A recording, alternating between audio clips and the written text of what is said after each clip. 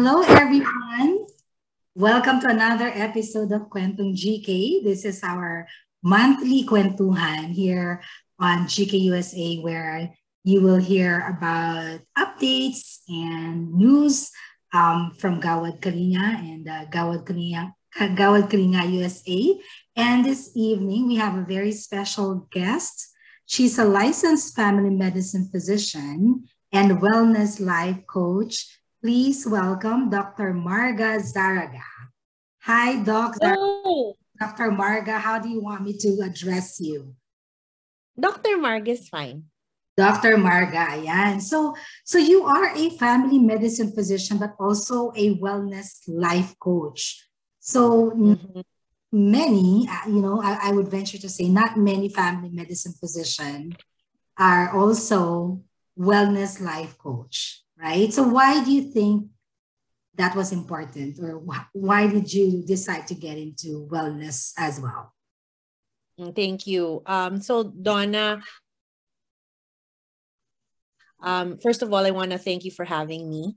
The Gawad Kalinga community is very special and dear to my heart. My husband is part of the board of directors, and I was specifically involved in community health in the early 2013 to 2017 years, where I would bring students. So first of all, again, thank you for having me.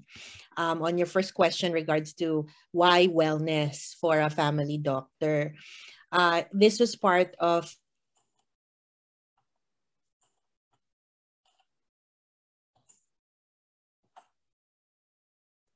the old style family physician.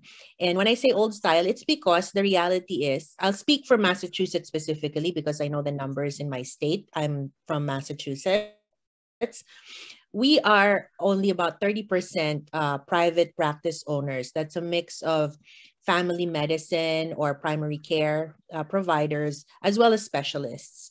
So it is a big, bold move for me already to venture into running a business on top of providing clinical care. And so specifically to what you're asking, why wellness? This is directly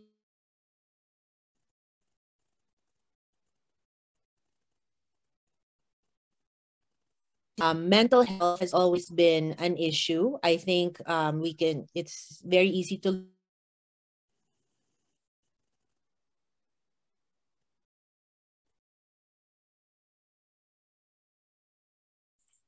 and that's a very raw issue right now. As for the most recent years, the Asian hate, all of that pandemic has made that more concerning.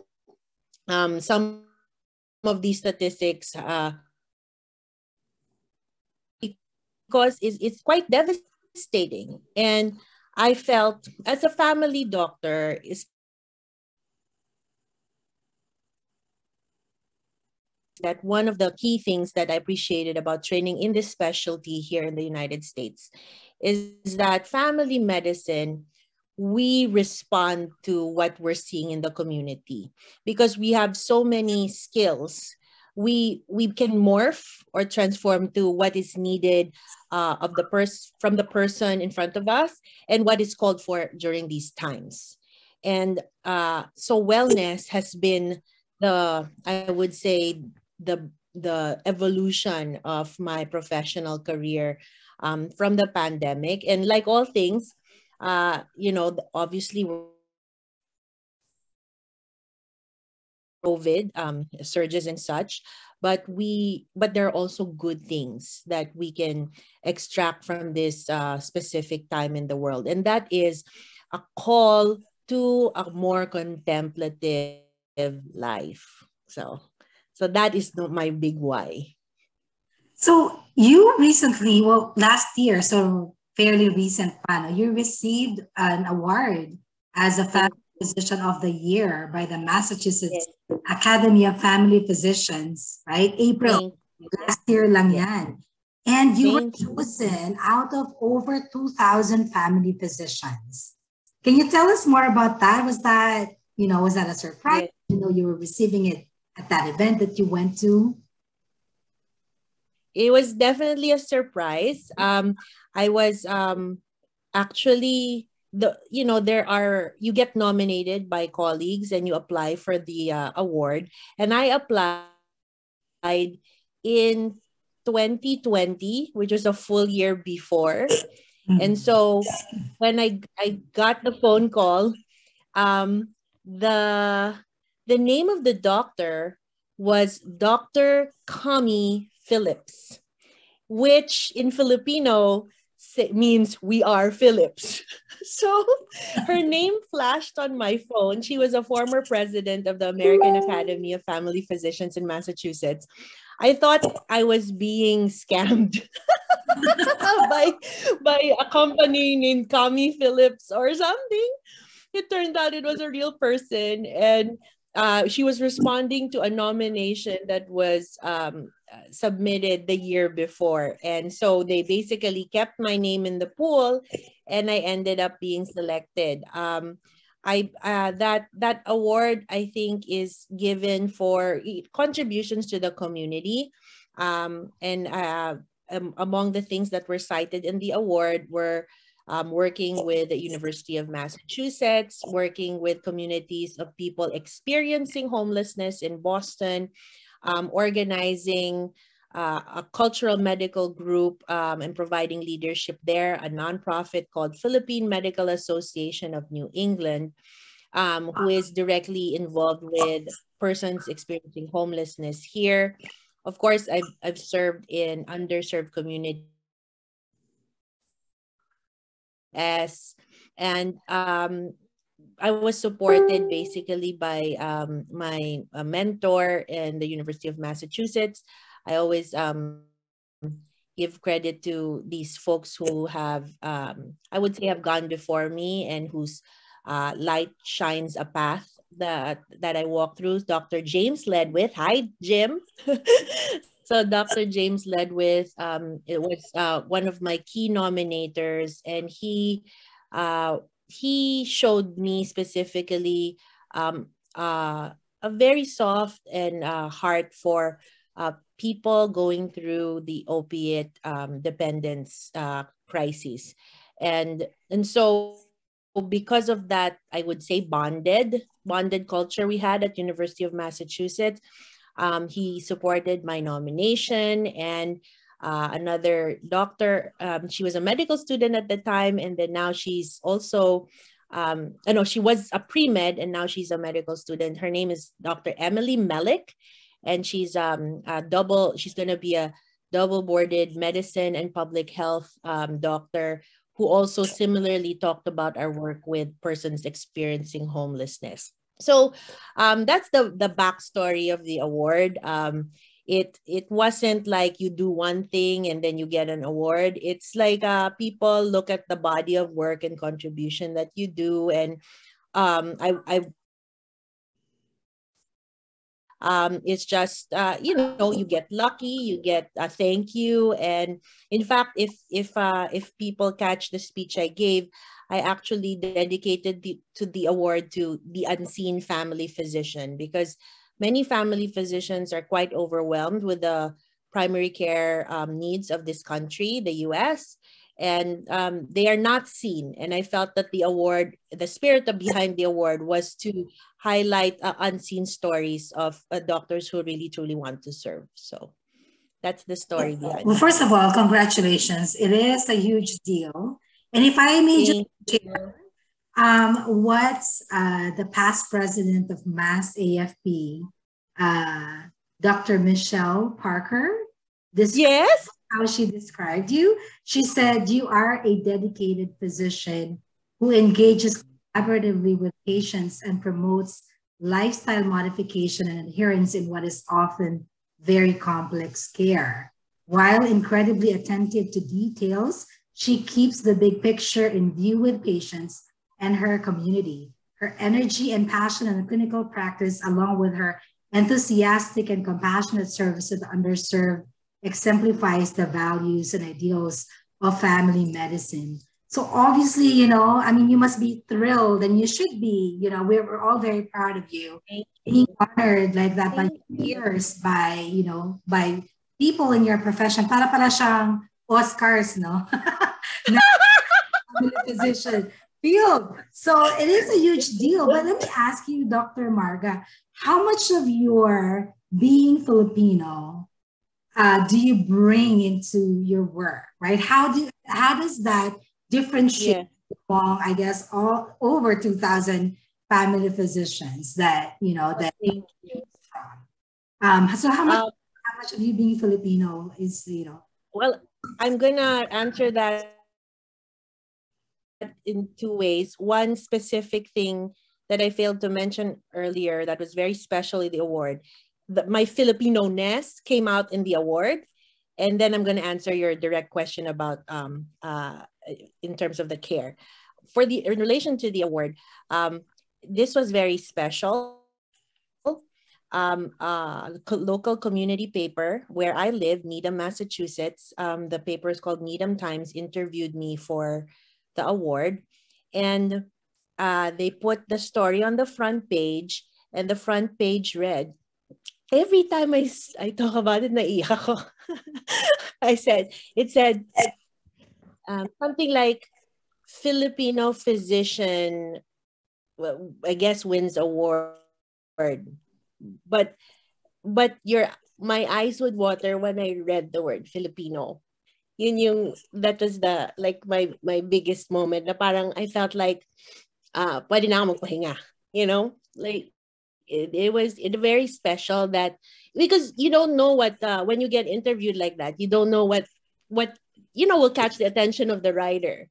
But what caught his attention was what I said about my training in the Philippines, and so he called it out that this is a Filipino doctor in this community who was recognized for her work. So it was very special, and very special also for my family who would share that article. So yeah, oh yeah, that kind of stuff. Because the in that article, I talked about, oh yeah, which is exactly your question. How do I bring my Filipino-ness? It really came out actually in the pandemic. Because I at the time I was still doing my nursing homework. I was half private practice, half contractor. Part of my contractor work was to serve in the nursing home, which, as we all know now, suffered a lot during the pandemic. So it is a very trying time for patients, their families, and for the staff. So we my alma mater is the University of the Philippines, and our training hospital is the Philippine General Hospital. So and the whole pandemic reminded me of how we would our resourcefulness and our resilience during our training years, where we never demanded of our leadership, or we don't look to other people for solutions. We just look to ourselves. So we don't, like you could be stuck complaining that this is not there, this is not there, or you can just perform because you have to do the job. And that's what the writer wrote about. That's what struck him. And I also shared that as I, consoled with my fellow UP doctors. We're still in touch, my classmates. We were saying that some of our colleagues here have never seen such death toll, such stress, that we felt, I guess, more prepared emotionally because of what we were, our training environment. Not that I ever wish that, I have to say that it did prepare me for the world, and more, being trained in the Philippines. If I would say that if you want, if you're, for any medical students listening to this, if your heart is in caring for patients, direct care to patients, I have no regrets being trained in our mother country. So So there. Grabe. Yeah, I think our Filipino traits of yung Yeah. natural ano lang natin for caring, right? For caring for people and also our Yes. resilience, right? I think those two traits are really, very evident among Filipinos and that's something that yes, you were trained on professionally, but also you grew up, like having that kind of culture in the Philippines of caring and yun nga, resilience no matter what happens, kahit ano iba to sa atin. We face it head on, di ba? All right, so Yes. but how do you, so you're involved not only with, of course, you're involved with Gawad Kalinga, right? And so it's obviously David. Hi, Dave. But in addition to Gawad Kalinga, you also have other you're also involved in other organizations, right? Like the Philippine Medical Association of New England, the Ecclesia Ministries. So how do you, and then I'll talk about, wellness and having a balanced life. How do you, Dr. Doc Marga, Yeah, yeah. are you able to keep a balanced life with all these things that you are involved in? I have to say that, there you learn about balance coming from two things, pain and pleasure. In the last, I would say, especially with traditional training in healthcare, it unfortunately, the reality is when you train in medicine, whether it's nursing or physician or such, the culture of healthcare training was really more of I would say rank and file, and not it. The goal was not to promote work-life balance; it was to promote efficiency. So, because of the absence of work-life balance and wellness in that chapter of my life, that's what made me start to question how do we promote some of these things that are coming out about promoting longevity, quality of life, and yet looking at our patterns and how we trained and our workplace work life balance issues. How do we recreate that? So it took a lot of contemplation on my end that didn't happen overnight. My private practice is a testimony to it, and the shift, again, that also was not overnight. Like for a time, I did part-time contracting and then half private practice. There's so many things to balance between financial obligations to family, time demand of taking care of small children. I'm blessed with three, and I'm now married 16 years. So all of that has been, it takes work and effort and attention. And I'd like to quote, because these are all my Filipino friends coming to my mind right now. Dr. Paulo de Vera, he probably won't remember. He's now a pediatrician in Oregon. He said something to the effect of, you choose your partner every day, meaning like you make a conscious choice about the life that you're living. You make a commitment every day to it. So that's what comes to mind. In terms of my nonprofit work, you mentioned some. Ecclesia's Ministries was one of the partners. Just to clarify, I'm not part of Ecclesia's Ministries, but they were a key. I've learned through working in nonprofit that the key thing to do is to partner with other nonprofits. So, but doing that work, that had to do with work with persons experiencing homelessness. My key advice to everybody who is doing nonprofit work is to train juniors, to train subordinates to take your place eventually. Because it's like a family. You have to know when to pass the baton. I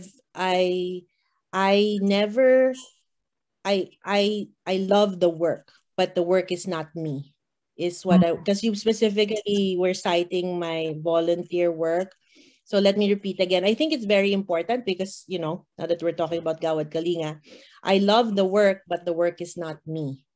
So I always do the work in a way that I can pass it on, that I'm not like that I acknowledge what I'm taking from the work at that moment, but it's all I lay it out in a way that it can be transmitted or passed to somebody for somebody else to do, because that's also the only way that the work will grow, that the work will last, and the work speaks for itself. And then when Yeah. you step back after term and your service, then you know that you've done well, and that's Yeah. something that you can never take away.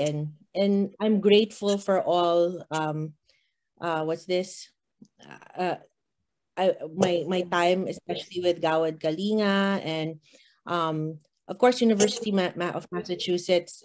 It's not nonprofit, but teaching in the academe is also a very special time in a physician's life. So you walk away with skills that will never leave you. But the I think, and the time that I was president, and then I first started as vice president and president. Those were very, yeah, I'm talking to people who know this, because this is a nonprofit community. It really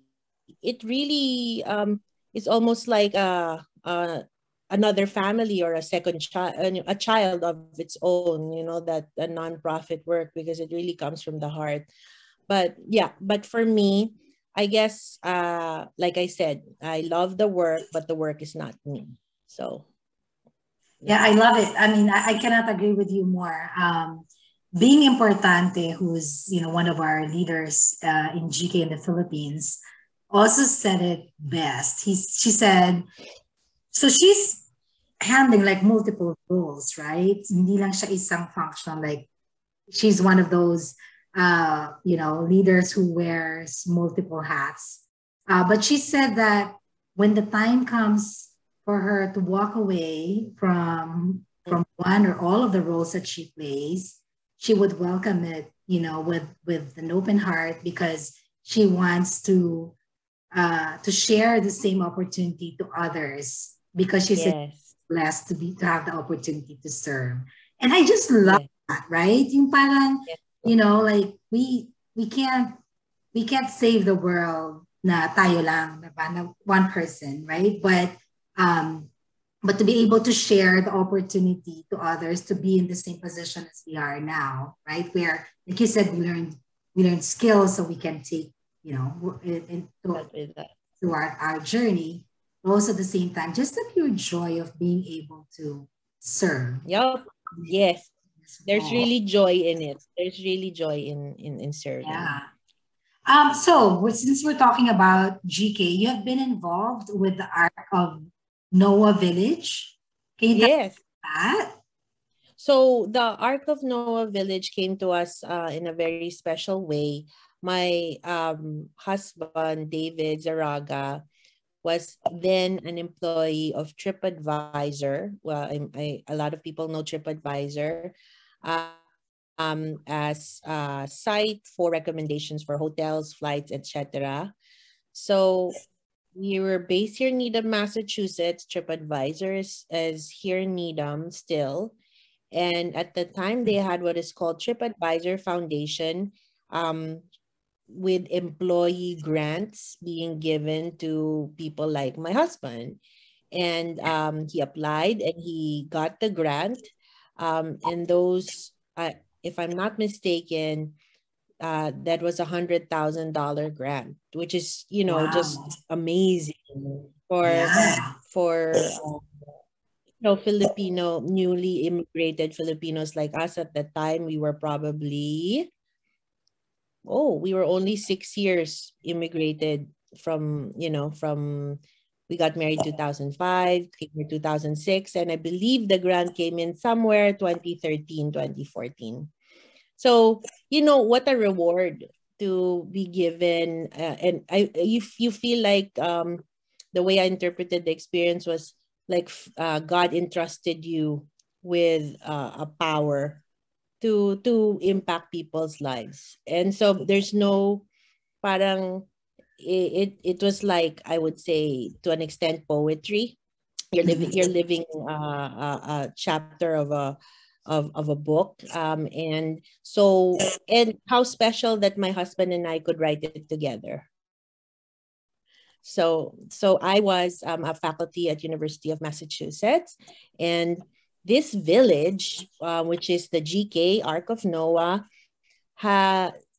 similarly was going through their own journey, where I'm not sure if many people remember, but before you're awarded houses, you go through, I would say, help me with this, is it the like a preparatory program? It's formation. Formation is the word, I think. Formation. And so I think that took a while for them to come to that stage of organization and leadership, identification. So just like two plants that were waiting to bear fruit, it bore fruit at the same time. The village was ready, and then there was the funds. And so those were 75 families that were assisted, not fully by TripAdvisor. That was I would say that was the starter funds. And then, so when you get a chunk of homes going, then you start to attract people to the flame, right? And so there were more donors that came after that.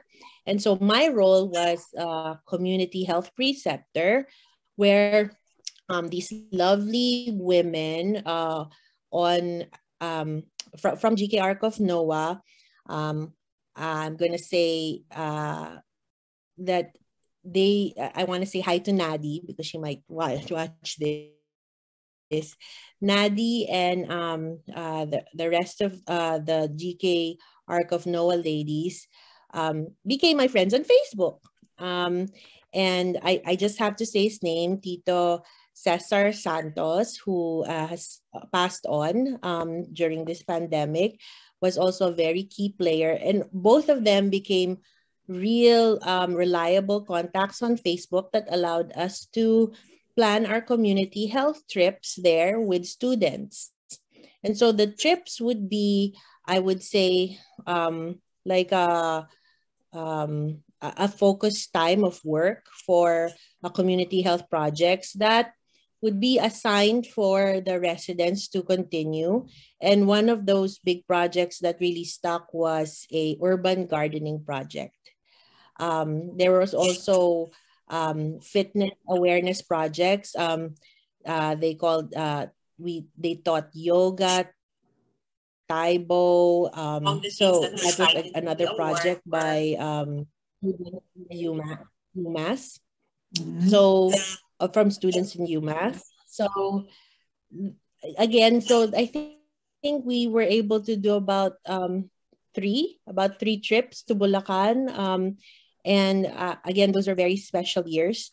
Unfortunately, the pandemic made that more difficult, as well as some changes in the administration under Donald Trump. There was some changes in funding at the time. Not clear if that had anything to do with politics, but it just timing-wise, we had less funds for global health at the time. So again, I think that what really we took away from that time was the relationship, which continues until now.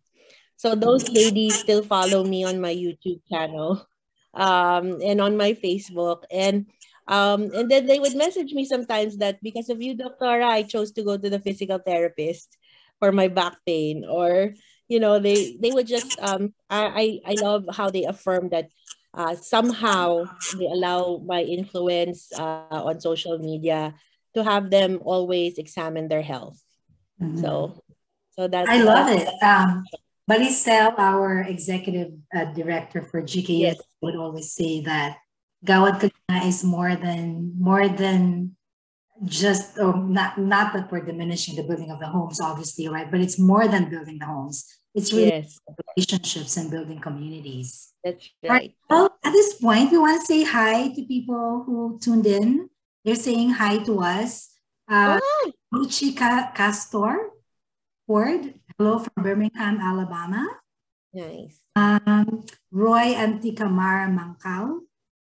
He says good morning. So I suppose he's based in the Philippines. And our friend, Nice. Hopper, is saying hello from Honolulu. And other people who are watching are Aris Viray, Carlos, Tito Charlie Kapati, Dr. Kapati. Here. Oh, hi, Dr. Kapati. Chrissy I also saw is him watching. Yeah, so yeah, thank you so much for tuning in. Okay, so but you were also involved with trips to the Philippines for recipients of the Seafood City Film Achievers, right? Yep. It was 2 or 3 times that you. So tell us about that experience. Bringing these are young kids, right?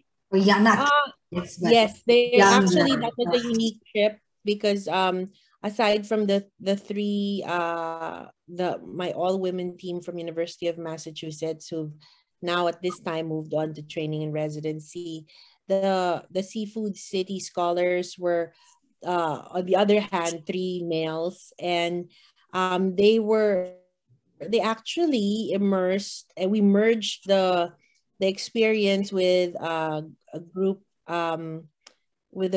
who was doing work with the Ateneo de Manila. So that was nice because these Filipino American students got a taste of interacting with another students from another major university. So aside from the immersion in these underserved areas, there was also that it's still a cultural exchange between our Filipino American students and our Filipino born and raised students. So nice. It that always was gives very us hope, special. right? When the younger generation of Filipino Americans are involved and see the country and go back to their roots and everything, and just gives us hope that that Filipinos will continue to love our motherland, right? All right, so I will have a special Miss Universe question for you. But before we get to that, Oh my God. you can already start thinking about. Oh, it's so funny. Now, this month is Asian Pacific American Heritage Month. Yes. And we celebrate the contribution of Asian Pacific Americans to the history of the United States, right? And obviously, Filipinos are Asian Americans, right? And we talk about our own contribution to the history of America, right? And obviously, you are contributing. You are already contributing as a Filipino American, contributing to the American history by your contribution in your field being recognized by your peers, no less. So that is super important and really inspiring, and the very aspirational stories for not only for fellow medical professionals, but all Filipinos, I think, right? So my question, siguro sabihin ko na yung question para mapag-isipan mo while we're doing announcements and all of that. Why is it important for us to participate, for Filipinos to participate and contribute? And my question is coming from, I guess, an observation, and this may be a personal observation. I don't know if you share this observation. I think culturally, I think our Filipinos tend to be more timid, I think, maybe compared to other Asians, right? And when I was in grad school, I was doing my paper, I was shocked to come across a study where we are actually touted as the silent Asians. I did not feel comfortable about that, right? And so that's where my question is coming from. Why is it important for us to step out of our comfort zone and speak up and contribute? So, but before you answer that question, let's do some announcements. And then we will have you also share with us your information on on YouTube where people can find you and all of that. Just give me 1 second and let me share my screen. All right. So the Bayani Challenge. You see my screen, Doc Marga? You see it? Yes, I can. Yes. Awesome. So the Bayani Challenge 2022 is still going on. So you see on your screen the different locations and different dates. So from April, oh, that's passed already. From what? May 22 to 26 is in Manila. So, and then May 22 to 28, there's one in San Juan, Batangas. May 23 to 27, Atok, Benguet, Talisay, Cebu. May 25 to 29, Mauban, Quezon Province, Kasiguran, Sorsogon. May 28 to 30, Minalin, Pampanga, Mangkabalin, Cachet, in Minalin, Pampanga. May 28 to June 1st, Bansalan, Davao del Sur, Panabo City, Davao del Norte. May 30th to June 4th, Catmon, Bohol, June 1 to 5th. Malunay, Quezon Province, June 2 to 6. Pandan Antique, June 3 to 7. Buntod, Capiz, June 4 to 8. Sulo, Pagonay, Davao del Sur, June 6 to 11. Tuburan, Cebu, June 6 to 12. Lambunao, Iloilo, June 7 to 11. Apari, Cagayan.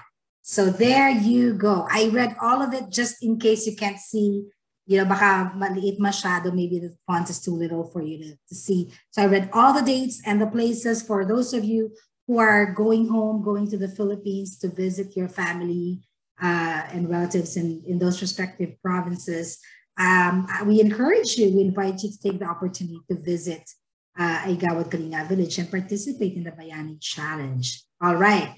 So, Miss Marga, before can we share the link to your can you tell how they can find you on YouTube? Okay, thank you. Pull this up. Oh, thank you. Do you want me to tell them about that YouTube channel, then answer the question? Let me share the screen so while you talk about it. There we go. Thank you. Appreciate it. All right. So go ahead, sorry. Yeah, no problem. So this screenshot is of our YouTube channel called Mindful Me with Dr. Marga, or Dr. Marga Zarraga. I host half our weekly TV show on a public TV channel here in Massachusetts, in a town called Taunton, Massachusetts. And this is featured in several other towns, aside from YouTube, Vimeo, and Facebook. So if you Google Mindful Me with Dr. Marga, you may come across the Facebook page. But I would direct this audience to the YouTube channel. I would very much appreciate the support. Please like and subscribe if and when able. This show centers around health and wellness topics from a mindful approach. We have special segments like a mindful approach. We have another segment, mindful nutrition. And so I invite several guests who have their specific expertise areas. And so far, so good with the feedback. I believe that aside from the uniqueness of the topics, you will enjoy how we approach them. So I hope everybody takes the time to go to YouTube and look for Mindful Me with Dr. Marga. And please follow as this TV show continues to evolve. You're clicking on the last episode, which is Your Authentic Self. I was with an empowerment coach, Wendy Gabriel. She's a transformational coach.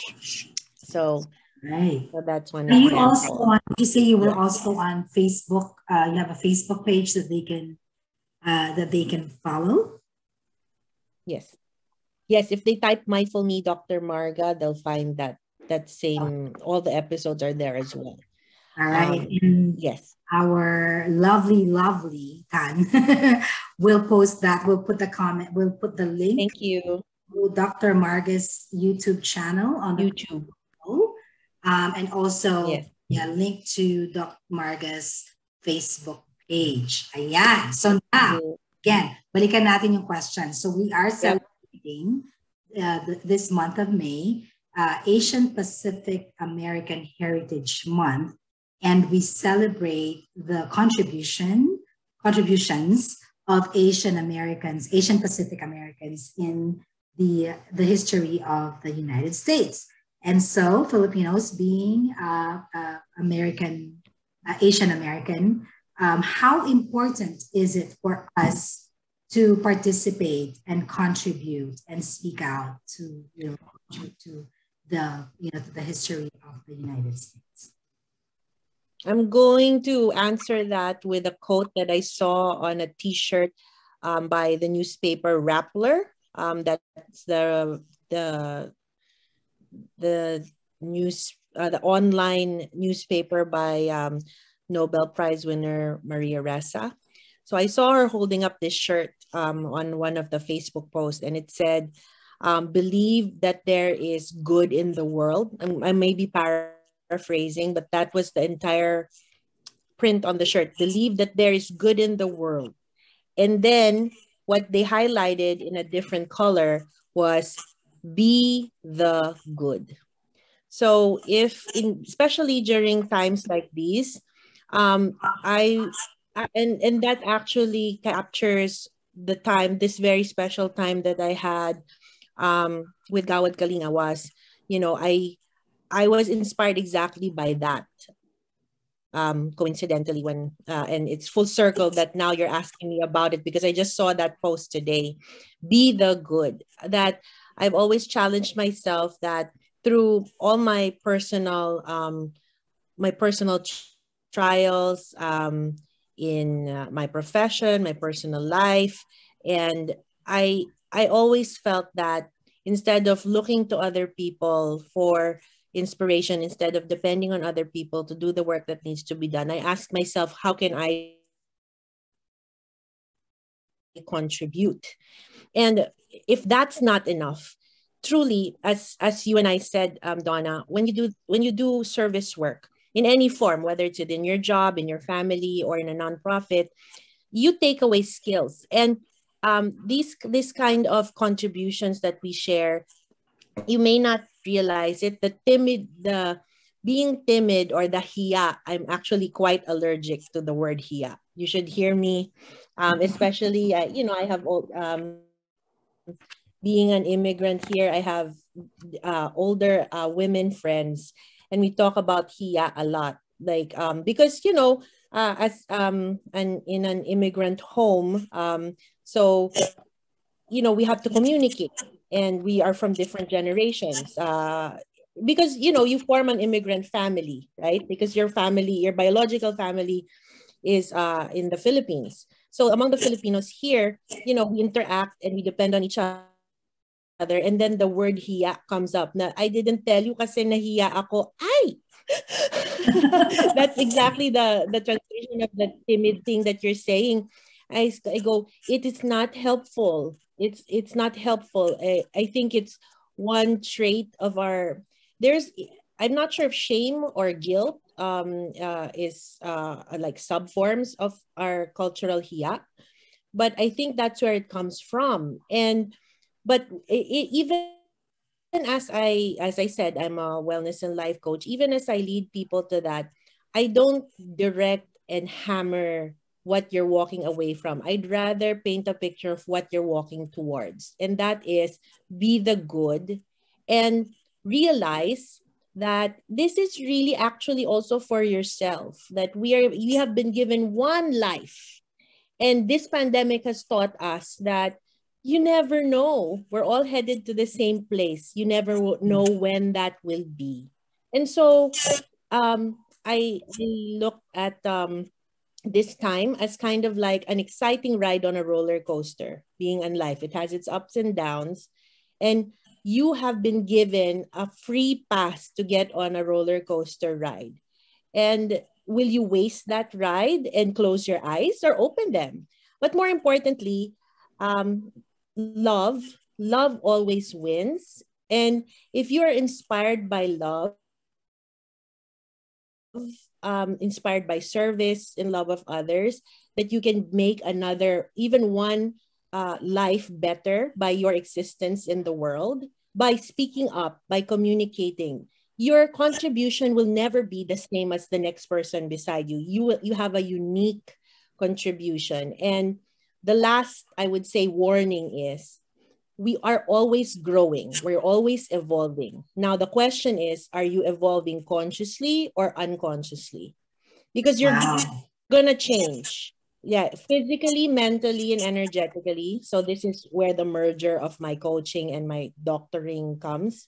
Physically, that's the doctoring part. But the mentally and energetically is actually the deeper part of my current practice that has come about. You or we all evolve. And so are you going to evolve consciously or unconsciously? And I would rather go for the consciously. So that I would rather direct my aging. I would rather direct my faith life. I would rather direct my self-development. I would rather choose consciously the people who appreciate me and value me in my life rather than toxic people that I'm unconsciously apparently hanging around. So that's one solid thing. So again, what's this? If you have to be selfish, if you feel like, no, I'm too tired to care about the rest of the world, then care about yourself. Are you gonna ride this roller coaster with your eyes closed or open? So nice. I love it. I love it. I've never heard that before. How, you know, whether we like it or not, we're evolving, we're changing. It's a question of whether we choose to have control over it, or we choose to direct it the way we want. Yes, exactly. All right. Well, thank you so much, Doc Marga. Thank you for joining us this evening. It has been a pleasure for me, and I'm sure those people who are watching us and who will watch this video as it's posted on Facebook, on Gawad Kalinga USA's Facebook page. Again, congratulations on the recognition. Thank you. I'm so very proud of you as a fellow Filipino, and also as your GK family. I celebrate you. All right. Thank you everyone for joining us this evening. This has been another episode of Kwentong GK. Please catch us again next month, the last Thursday of June, every last Thursday of the month, for another Kwentuhan. Good night, everyone. Good night. Happy Memorial Day. Happy Memorial Day weekend.